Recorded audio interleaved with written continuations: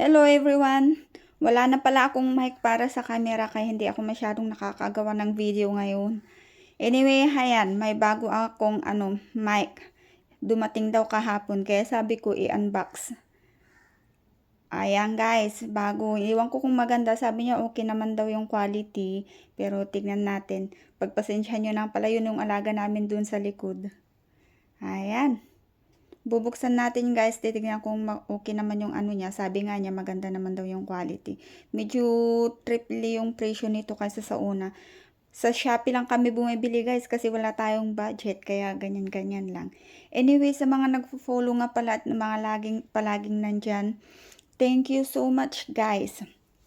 I really appreciate it. Ay, buhay natin mga nagre-reels Anyway, kaya yan guys. Walang susuko. Nabubulol na naman si Bulol. Anyway, thank you nga pala guys sa mga palaging nandyan.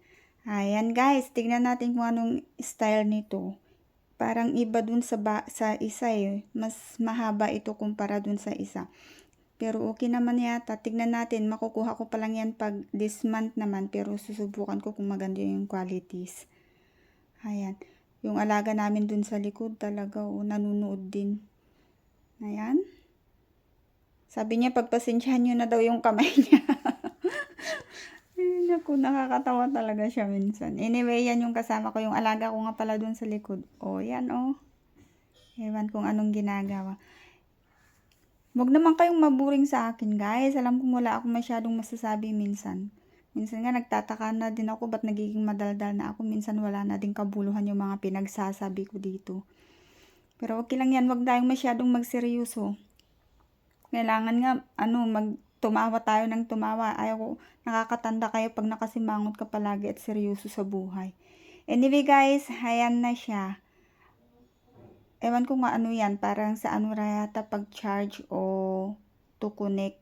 I-check ko yan pag nakuha ko na. Tsaka yan, may charger. I-charge lang naman yan guys pag kailangan na. Paglubat. Ayan. Ang ganda ng kissing niya, pero ewan lang. Tingnan natin pag nakuha ko na. Yung alaga namin dun sa likod, guys, nanunood kung anong ginagawa ng amo niya, diba? Ayan. Ang ganda ng panunood din. Binibiro niya yung alaga namin dun.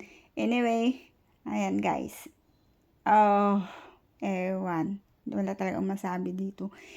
Ayan guys. Diba? Sabi ko itago niya. Kukunin ko pag magkita kami ulit. Ayan na. Sana maging maayos yan guys. Ewan natin. Tingnan ko kung maging okay. Pero maganda daw yung niyan. Yung casing. I mean, yung quality niya. Hindi kagaya nung unang ginagamit ko na parang yung plastic ba na. Iba yung parang madaling magupi. Pero ito daw mas maganda kaya sabi niya.